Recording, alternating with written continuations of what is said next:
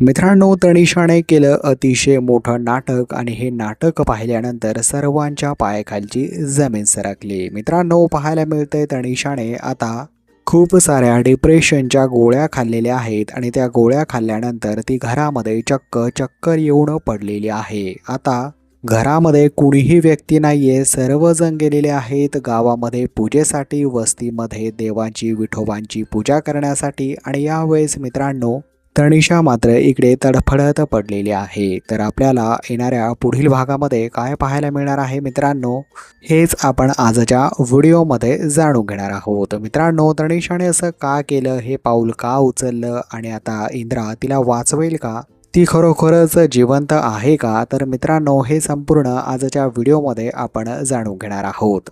तर तनिषा कशी पडली आणि कोणी इंद्रा आणि राणीला बोलवलं, त्यानंतर त्या दोघांनी कसं तिला हॉस्पिटलमध्ये नेलं, याबद्दल देखील मित्रांनो व्हिडिओमध्ये पुढे संपूर्ण माहिती सांगितलेली आहे. त्यामुळे तुम्ही आजचा भाग बिलकुलही चुकवू नका, जेणेकरून तुम्हाला संपूर्ण स्टोरी जी आहे ते मित्रांनो कळणार आहे. तर मित्रांनो, आता सर्वात प्रथम पाहायला मिळते की सकाळी छान आता मॉर्निंग वॉकला इंद्रा निघालेला असतो, परंतु इंद्राला कुठेतरी टेन्शन असतंच मित्रांनो की घरामध्ये काय चाललंय, मी जे केलंय ते मला अतिशय गिल्टी फील करवत आहे आणि मी असं करायला नको होतं. त्यावेळेस मात्र इंद्रा आता मॉर्निंग वॉक करून घरी येतो, तर राणी मात्र नेहमीप्रमाणे प्रसन्नतेने आता तुळशीची पूजा करत असते. तुळशीची पूजा ती करत असते, तिच्या सौभाग्यासाठी खूप साऱ्या गोष्टी मागत असते. मित्रांनो, राणी नेहमीप्रमाणेच खूप साऱ्या गोष्टी आता ब्लेसिंग्स देवाकडे मागत असते आणि हे सर्व झाल्यानंतर पाहायला मिळत आहे इंद्राही आता मॉर्निंग वॉकवरून आल्यानंतर तिच्याशी बोलत असतो. त्यावेळेस राणी बोलत असते की आता आपण सर गावामध्ये पूजेसाठी आपल्याला जायचं आहे.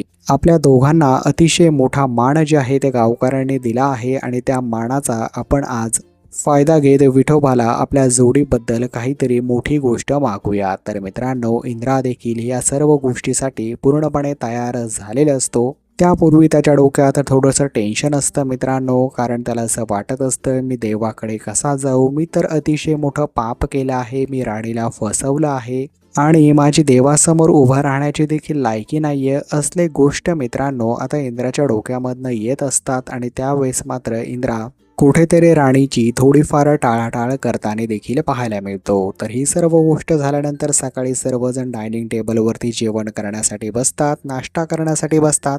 छान त्यांचा नाश्ता सुरू असतो. तर मित्रांनो, नाश्ता सुरू होत असताना मित्र मालती जी आहे ते विचारत असते की तनिषा, तू पण चल ना आमच्यासोबत देवळामध्ये, देवाला काहीतरी प्रार्थना कर, देव तुझंही काहीतरी भलं करेल. त्यानंतर आता तनिषा बोलत असते की नको आंटी, मला आज ऑफिसचं खूप सारं काम आहे, मला नवीन क्लायंट्सची मीटिंग करायची आहे ऑनलाईन. आणि त्यानंतर मात्र तनिषा काही ना काही कारण देऊन घरी राहण्याचा प्रयत्न जे आहे मित्रांनो ते फायनली इकडे करत असते. तर पाहायला मिळतंय की घरचे सर्वजण आता बाहेर जाण्यासाठी निघतात. त्यापूर्वी आता राणी आणि इंद्रा रूममध्ये आवरण्यासाठी गेलेले असतात. राणीने सुंदर अशी साडी नेसलेली असते मित्रांनो. तिने ती साडी नेसल्यानंतर मात्र तिला असं वाटत असतं की इंद्राने तिचं कौतुक करावं, परंतु इंद्रा तिच्याकडे पाहतही नसतो. त्याच्या डोक्यात आणखीही तोच विषय असतो मित्रांनो. राणी लगेच त्याला मिठी मारते आणि असं बोलते, सर तुमच्या डोक्यामध्ये काय चाललंय मला सांगा, खूप दिवसापासून तुम्ही माझ्याशी नीट बोलत नाही, माझ्याशी नीट न बोलल्यामुळे मला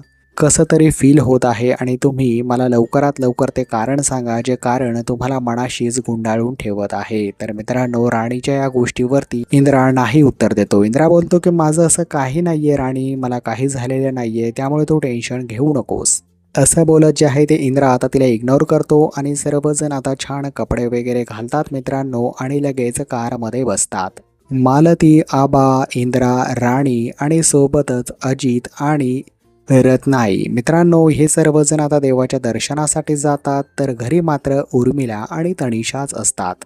उर्मिलाला प्रेग्नन्सीमुळे जास्त चालायला जमत नसतं, त्यामुळे तिने विठ्ठलाला घरातूनच नमस्कार केलेला असतो आणि सर्वांना सांगितलेलं असतं की मी थोडा आराम करते, आजच्या दिवस मला घरीच असू द्या.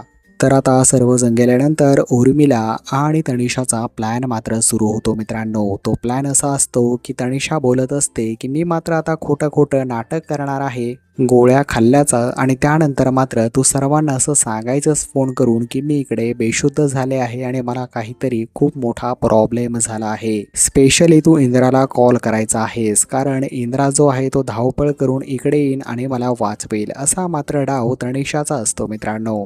उर्मिला बोलते खूप मज्जा येईल ना असं करायला. त्यावेळेस मात्र आता तनिषा बोलत असते की बघ आता मी काय करते, माझ्या इंद्राला माझ्याकडे कसं बोलावून घेते हे मात्र तू पाहशीलच. तर मित्रांनो, दोघींचा प्लॅन मात्र आता पुढे सुरू होणार असतो. त्यावेळेस आता त्यांनी तयारीही केलेली असते. तर खाली मात्र जमिनीवरती तनिषा झोपलेली असते आणि तिने तिच्या चेहऱ्याला थोडाफार फेस लावलेला असतो शॅम्पूचा, जेणेकरून असं वाटेल की खरोखरच तिला त्रास होत आहे. तर मित्रांनो, त्याचा एक फोटो इंद्राच्या व्हॉट्सॲपवरती मात्र मित्रांनो आता आपल्या उर्मिलाने पाठवलेला असतो. उर्मिलाने तिच्या मोबाईलवरती फोटो पाठवल्यानंतर जे आहे मित्रांनो, इंद्राला अतिशय मोठा धक्का बसतो. इंद्रा जो आहे तो आता फास्ट कार चालवत राणीला घेऊन घरी पोहोचतो. मित्रांनो, राणीला घेऊन तो घरी येतो. त्यावेळेस मात्र त्या रूममध्ये जे आहे ते आता तनिषा पडलेली असते. तनिषाला पाहिल्यानंतर इंद्राच्या पायाखालची तर जमीनच सरकते. तो तिला उठवण्याचा प्रयत्न करत असतो, तरी देखील ती उठत नसते.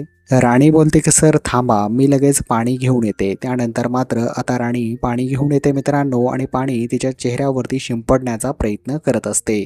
तर हा सर्व प्रकार झाल्यानंतर तनिषाला शुद्ध येत नाही. तर तनिषाला मात्र आता हॉस्पिटलमध्ये नेण्यासाठी तयारी करण्यात येत असते. तर आबा आणि बाकी सर्व मंडळी मागणं घरी पोहोचतात. त्यांनाही हा विषय समजतो. त्यांना हा विषय समजल्यानंतर ते देखील आता खूप टेन्शनमध्ये येतात. तर मालती बोलत असते, पहाणा किती चांगली मुलगी आहे आणि तिच्याबाबत काय घडून बसलं.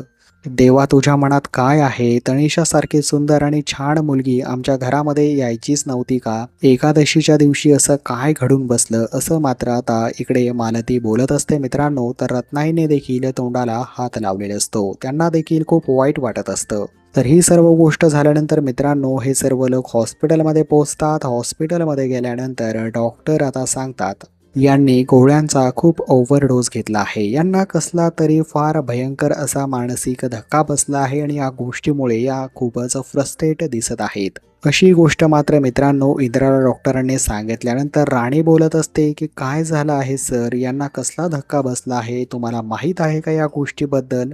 इंद्राला मात्र आता खूप टेन्शन येतं. इंद्राला असं वाटत असतं की मी राणीला सांगू का खरं? राणीला जर सांगितलं तर राणी मला नक्कीच सोडून जाईल. असं कोणत्या बायकोला वाटतं की तिचा नवरा दुसऱ्या मुलीसोबत राहावं? तर मित्रांनो, या गोष्टीचं टेन्शन आता इंद्राने घेतलेलं असतं, परंतु त्याला तनिषाला देखील सांभाळायचं असतं. तनिषाचा विचार देखील त्याच्या डोक्यात असतो, जेणेकरून तनिषाला काही बरं वाईट होऊ नये या गोष्टीची देखील आता इंद्राला पुढे काळजी घ्यायची असते.